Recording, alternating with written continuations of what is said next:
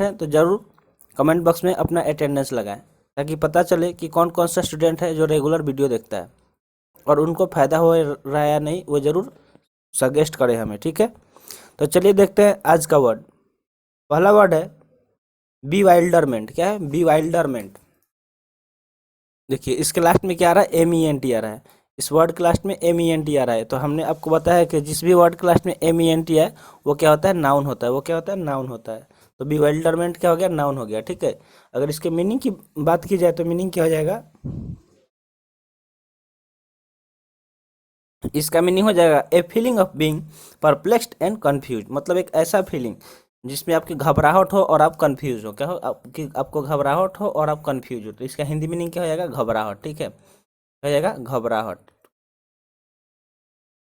अगर सिनोनिम्स देखा जाए तो इस वर्ड का सिनोनिम्स हो सकता है पजलमेंट, हो सकता है परप्लेक्सिटी, हो सकता है बेफलमेंट, हो सकता है, ठीक है। पजलमेंट, परप्लेक्सिटी और बेफलमेंट, ये सारे इसके सिनोनिम्स है। अगर ट्रिक बनाया जाए इस वर्ड के लिए जिसके माध्यम से हमें हमेशा याद रहे, तो कैसे बन सकता है? तो देखिए वर्ड में देखिए वाइल्ड आ रहा है, तो अगर वाइल्ड में आपको अकेला यानी कि जंगल, अगर जंगल में आपको अकेला छोड़ दिया जाए तो आपको कैसा महसूस होगा? घबराहट महसूस होगा, आप डरने लगेंगे, ठीक है। तो बी वाइल्डरमेंट को आप ऐसे वाइल्ड से याद कर सकते हैं कि वाइल्ड में अकेले जाने पे घबराहट होती है, ठीक है। अब देखते हैं नेक्स्ट वर्ड। तो नेक्स्ट वर्ड है एलेगोरी। क्या है? एलेगोरी।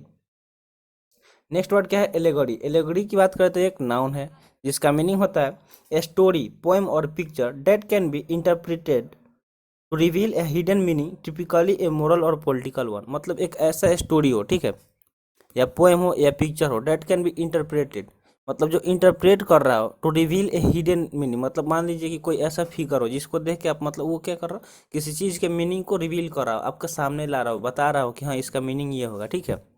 मतलब ये ज़्यादातर किस क्षेत्र में? तो मोरल हो, मतलब मोरल हो, ठीक है, नैतिक और पॉलिटिकल वन यानी कि राजनीतिक हो, नैतिक और राजनीतिक हो, तो इसके लिए एलेगोरी वर्ड यूज कर सकते हैं, ठीक है, जिसका मीनिंग होता है कि नीति कथा। क्या होता है? नीति कथा।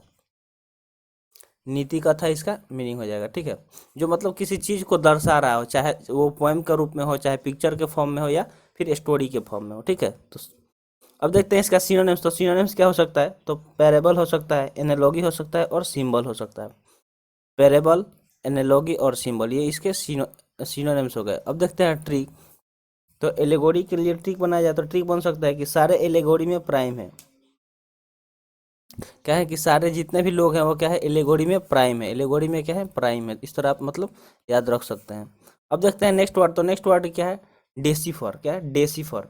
डेसिफर एक वर्ब है जिसका मीनिंग होता है to succeed in finding the meaning of something that is difficult to read और अंडरस्टैंड। मतलब जो चीज़ पढ़ने और समझने में डिफिकल्ट हो यानी कि कठिन हो, तो उसका क्या करना कि उसके मीनिंग को फाइंड कर लेना, ठीक है। उसके मीनिंग को फाइंड करने में सफलता पा लेना के लिए डेसिफर वर्ड यूज कर सकते हैं, ठीक है। यानी किसी चीज़ को क्या कर गए जो समझने में कठिन था, तो उसको हमने समझ गए, यानी कि समझना। इसका हिंदी मीनिंग समझना हो सकता है। अगर सिनोनिम्स की बात की जाए तो सिनोनिम्स कम्प्रीहेंड हो सकता है। कम्प्रीहेंड आपको बताया भी है बहुत बार, कम्प्रीहेंड मतलब समझना होता है।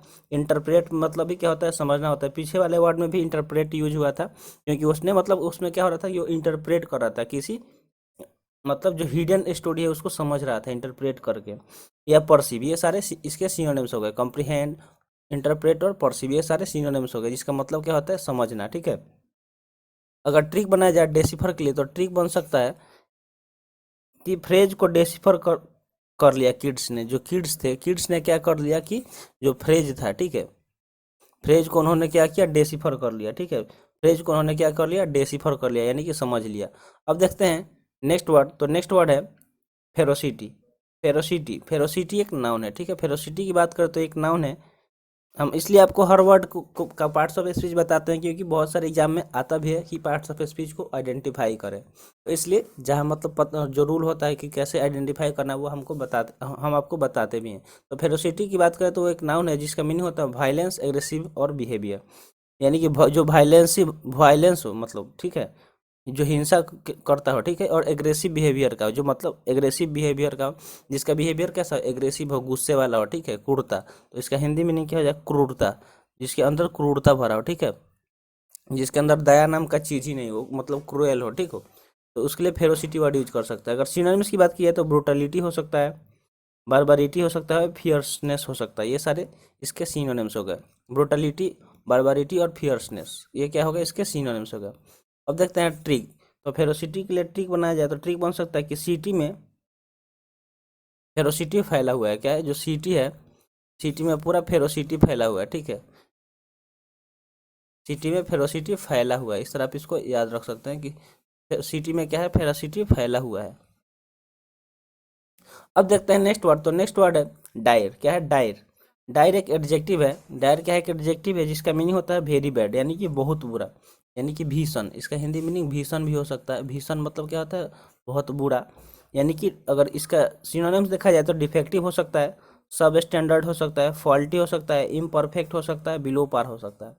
ये डिफेक्टिव, स्टैंडर्ड, फॉल्टी, इम्परफेक्ट और बिलो पार, इन सब का मतलब क्या होता है, भीषण या वेरी बैड। क्या होता है, भीषण या वेरी बैड।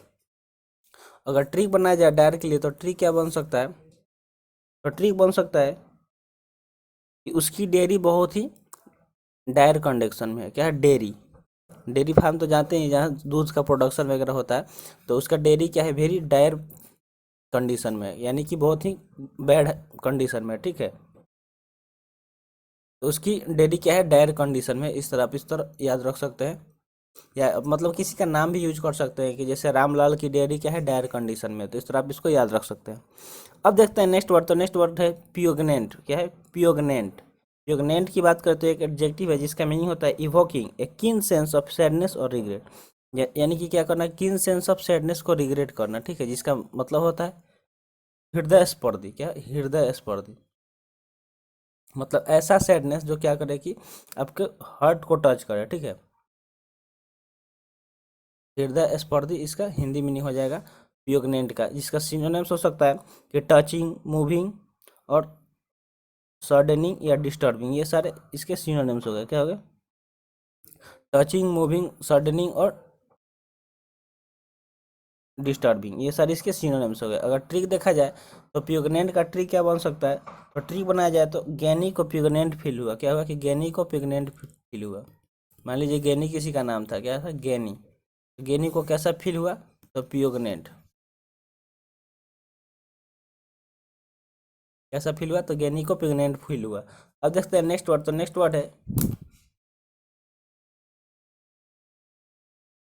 तो अब देखते हैं नेक्स्ट वर्ड। तो नेक्स्ट वर्ड क्या है, इरेजर। क्या है, इरेजर। इरेजर एक नाउन है जिसका मीनिंग होता है the removal of writing, recorded material और डेटा। मान लीजिए कि कोई भी राइटिंग, मतलब आप कुछ लिखे उसको रिमूव कर देना, इरेज कर देना या मिटा देना, या रिकॉर्डेड मटेरियल हो, कोई मटेरियल आप रिकॉर्ड किए हैं, जैसे हम भी एक लेक्चर रिकॉर्ड किए हैं, या कोई हमारे पास इंपॉर्टेंट डेटा है उसको क्या कर देना, रिमूव कर देना, इसके लिए इरेजर वर्ड यूज करते हैं, ठीक है, इरेजर। इसका मतलब होता है मिटाना। क्या होता है, मिटाना, यानी किसी चीज़ को क्या कर देना, मिटा देना, चाहे वो लिखा हुआ हो, चाहे रिकॉर्डेड मटेरियल हो, आइदर वो डेटा हो। अगर सिनोनिम्स देखा जाए तो सिनोनिम्स हो सकता है डिलीटेशन हो सकता है, डिलीशन हो सकता है, ठीक है, रबिंग आउट हो सकता है या वाइपिंग आउट हो सकता है। डिलीशन, रबिंग आउट और वाइपिंग आउट, इसके क्या होगा, सिनोनिम्स होगा। अगर ट्रिक बनाया जाए तो इरेजर के लिए ट्रिक बन सकता है कि रेमंड का नाम इरेजर, इरेजर हो गया। क्या हो गया, रेमंड। मान लीजिए कि रेमंड क्या होता है, कंपनी होता है, ठीक है। रेमंड एक बहुत अच्छा कंपनी है, ब्रांड है, तो रेमंड का नाम क्या हो गया, इरेजर हो गया, ठीक है। किसी ने क्या किया कि रेमंड के नाम को क्या कर दिया, इरेजर कर दिया। इस तरह आप इसको याद रख सकते हैं। अब देखते हैं नेक्स्ट वर्ड। तो नेक्स्ट वर्ड क्या है, स्ट्राइड। स्ट्राइड। स्ट्राइड एक नाउन है जिसका मीनिंग होता है ए स्टेप और stage in progress toward an aim. मतलब एक ऐसा स्टेप, ऐसा कदम, या एक ऐसी अवस्था जो क्या हो, प्रोग्रेस में हो। किधर, किसके तरफ प्रोग्रेस में हो, तो उसके अपने एम के तरफ, मतलब जिसका कोई लक्ष्य हो, उसका टारगेट हो। जैसे आपका टारगेट है कि कोई भी, मतलब आप डिफेंस एग्जाम या जो भी गवर्नमेंट एग्जाम है उसको क्रैक करना, तो आप अपने लक्ष्य की तरफ है, आप अपने मतलब क्या है, एम के तरफ है, ठीक है।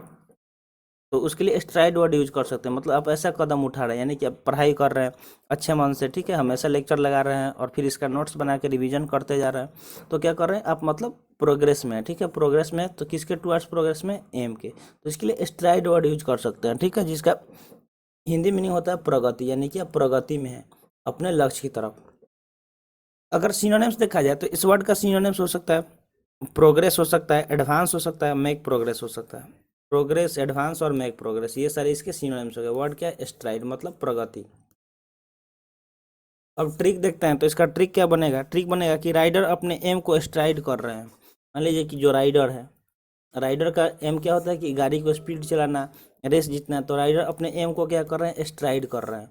तो अब राइडर हम यहाँ पे इसलिए यूज किए क्योंकि राइड और स्ट्राइड एक तरह है, मतलब इसका जो वर्ड है वो कॉमन कॉमन है थोड़ा सा, इस वजह से इसको ऐसे बना सकते हैं ताकि याद रहे। तो राइडर अपने एम को स्ट्राइड कर रहे हैं, इस तरह आप इसको याद रख सकते हैं।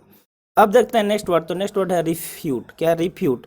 रिफ्यूट एक वर्ब है। रिफ्यूट क्या एक वर्ब है जिसका मीनिंग होता है प्रूव ए स्टेटमेंट और थियरी टू बी रॉन्ग और फॉल्स। मतलब क्या करना कि कोई भी स्टेटमेंट हो या थियरी हो उसको क्या कर देना? गलत और झूठा प्रूफ कर देना। ठीक है, तो क्या कर देना? किसी स्टेटमेंट और थियरी को रॉन्ग या फॉल्स साबित कर देना। ठीक है, यानी कि झूठा ठहराना। इसका हिंदी मीनिंग क्या हो सकता है? तो झूठा ठहराना। ठीक है, झूठा ठहराना। अगर इसका सिनोनिम्स देखा जाए तो सिनोनिम्स क्या हो सकता है? डिसप्रूव हो सकता है, रिबूट हो सकता है, इनवैलिडेट हो सकता है, कन्फ्यूट हो सकता है। डिसप्रूव, रिब्यूट, इनवैलिडेट और कन्फ्यूट, ये सारे इसके सिनोनिम्स हो गए। अगर ट्रिक बनाया जाए तो ट्रिक बनेगा रिफ्यूट के लिए,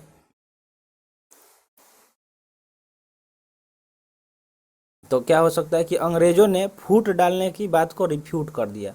जो ब्रिटिशर्स थे इंडिया में जब रूल कर रहे थे तो उन्होंने क्या किया? उन्होंने एक तरीका अपनाया, फूट डालो शासन करो। ठीक है, फूट डालो शासन करो करो, यानी कि वो क्या करते थे कि एक दूसरे के बीच में भड़का देते थे और लोग आपस में लड़ लेते थे। और जब आपस में लड़ेंगे तो वो कमज़ोर हो जाएंगे, उनके अंदर की यूनिटी खत्म हो जाती थी। और जिस वजह से वो क्या करते थे? वो हम पे राज किए इतने सालों तक। तो वो फूट डालो शासन करो यूज करते थे। तो उन्होंने क्या किया कि अंग्रेजों ने फूट डालने की बात को रिफ्यूट कर दिया, यानी कि झूठा ठहरा दिया कि हम लोग ऐसा कुछ नहीं किए थे। ठीक है, तो फूट डालो को रिफ्यूट कर दिया। इस तरह आप इसको याद रख सकते हैं। अब देखते हैं नेक्स्ट वर्ड, और ये आज के सेशन का लास्ट वर्ड है। वर्ड है एड्रोइटी। क्या है? एड्रोइटली। एड्रोइटली की बात करें तो ये एडवर्ब है जिसका मीनिंग होता है in a way that is clever and show skill. मतलब ऐसे रास्ते में जो क्या करे कि आपको ऐसा शो करे कि आप क्लेवर और स्किल है, मतलब आपके पास आप चालाक हैं और आपके पास मतलब कुछ भी काम करने की कुशलता है। यानी कि आप क्या है? कुशलता से कोई भी काम करते हैं। ठीक है, आप कोई भी काम किस तरह करते हैं? तो कुशलता से करते हैं, यानी कि आपके पास स्किल है कुछ करने का। अगर सिनोनिम्स देखा जाए तो सिनोनिम्स हो सकता है डेक्स्ट्रोसली हो सकता है, स्किलफुली हो सकता है, डेफ्टली हो सकता है और फिर एक्सपर्टली हो सकता है। यानी कि देखिए डेक्स्ट्रोसली मतलब क्या होता है कि किसी काम को क्या करना, किसी काम में एक्सपर्ट होना। स्किलफुली मतलब भी वही होता है, डेफ्टली और एक्सपर्टली, इन सब का मतलब वही होता है कुशलता से किसी काम को करना। अगर ट्रिक बनाया जाए एडroitly के लिए तो ट्रिक बनेगा कि एडवर्टाइजमेंट एडवर्टली से बनाया गया है। मान लीजिए कि कोई एडवर्टाइजमेंट बनाया गया। ठीक है, तो एडवर्टाइजमेंट कैसे बनाया गया? तो एडroitly से बनाया गया, यानी कि कुशलता से बनाया गया। ठीक है, इस तरह आप इसको याद रख सकते हैं। तो आज का सेशन यहीं पर समाप्त हुआ। आई होप सेशन पसंद आया होगा। Thanks for watching. मिलते हैं फिर अगले सेशन में। जय हिंद।